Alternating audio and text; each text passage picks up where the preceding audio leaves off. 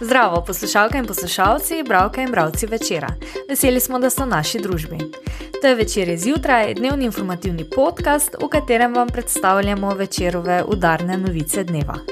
Danes je četrtek, 14. maj 2026. Moje ime je Tjaša Gajšek.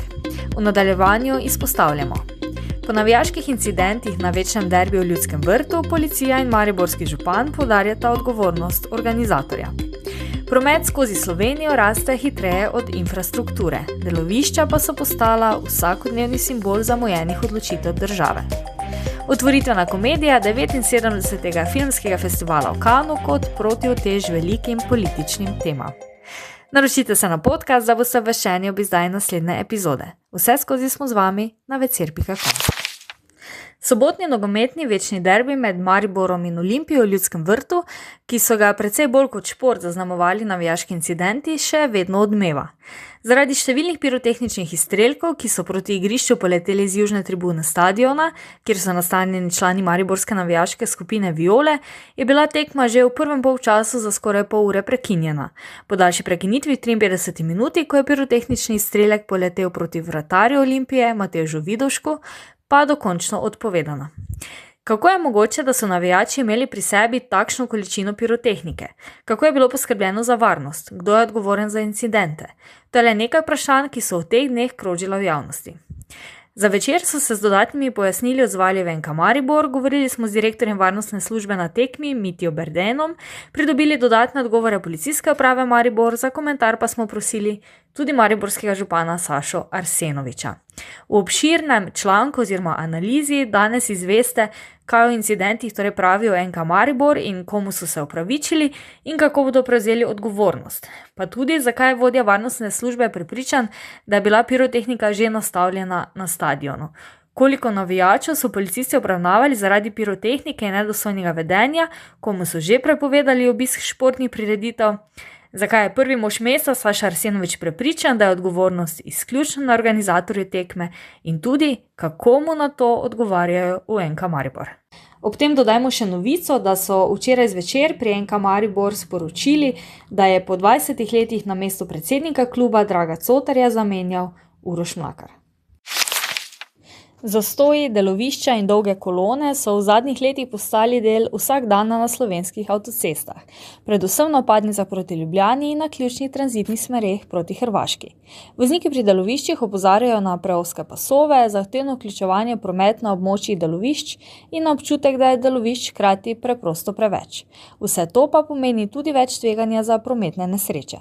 Toda prometna stroka opozarja, da je ozadje težav precej širše in da trenutne razmere niso posledica le nekaj zapor, temveč dolgoletnega zaostajanja pri nadgradnji prometne infrastrukture. Preverili smo, kaj kaže statistika prometnih nesreč na slovenskih avtocestah, kako na razmere gleda policija in kaj menijo strokovnjaki. Slovenija namreč zaradi svoje lege nosi velik pritisk tranzitnega prometa med severom in jugom Evrope. Profesor dr. Tomaž Tolaci z Univerze v Mariboru med drugim pojasnjuje, zakaj širitev avtocest boli tako bolj, ker z njo zamujamo, ter opozarja, da dodatni pasovi sami po sebi ne bodo rešili vseh težav, oziroma bodo povzročili nove težave na izvozih z avtocest.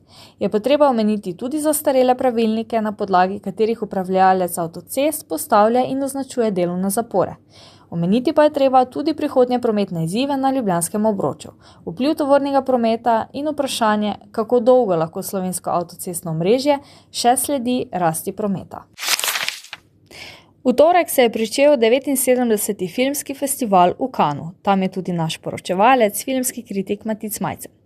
Prvi dan na največjih filmskih festivalih je zmeraj v znamenju dveh dogodkov, piše Majcen. Projekcije otvoritvenega filma in predstavitve tekmovalne žirije pred mediji. V zadnjih letih se na tovrstnih novinarskih konferencah nizajo velika vprašanja in tem res ne manjka.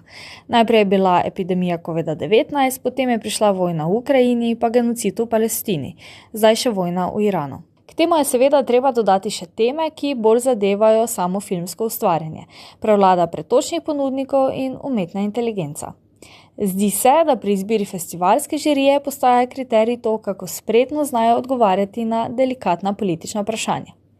Letošnja žirija se tovrstnim vprašanjem ni poskušala izogniti. Nasprotno, tokratna žirija je bolj ali manj jasno povedala, da so filmi lahko politični ali pa dejansko imajo neizogibno politično dimenzijo, kar je bržkone točno tisti odgovor, ki hitro pomiri senzaciji željne zahodne medije, še piše Majcen. Prav zato se je tudi otvoritveni film pokazal za pravi protipol resnim debatam, ki obkrožajo festival. Kanski festival je namreč letos ponovno odprl domači, torej francoski film Električna Venera. V Cannesu smo v preteklih letih v otvoritvenem terminu videli več filmov, ki so bili sila povprečni. V članku preberite, zakaj Električna Venera prav tako ni velika mojstrovina, kot piše naš filmski kritik, a zakaj gre vseeno za enega boljših otvoritvenih filmov, ki ponudi kar nekaj posrečenih komičnih prizorov. To je bil večerodnevni podcast Večer je zjutraj 14. maja 2026. Z vami sem bila Tjaša Gajšek. Kakovostno novinarstvo lahko podprete tako, da se naročite na tiskani spletni Večer. Postanete naš sledilec in bralec na družbenih omrežjih, naročnik naših podcastov in newsletterjev. Tako boste podprli novinarstvo, ki prinaša avtentične vsebine, ki jih pripravljajo naši novinarji in drugje ne boste našli. Želimo, da razumete, kako se vrti svet. Želimo vam odstreti pogled v čas in prostor, v katerem živimo. Veseli bomo vaših komentarjev, pobud in kritik na različnih kanalih. Se beremo in slišimo.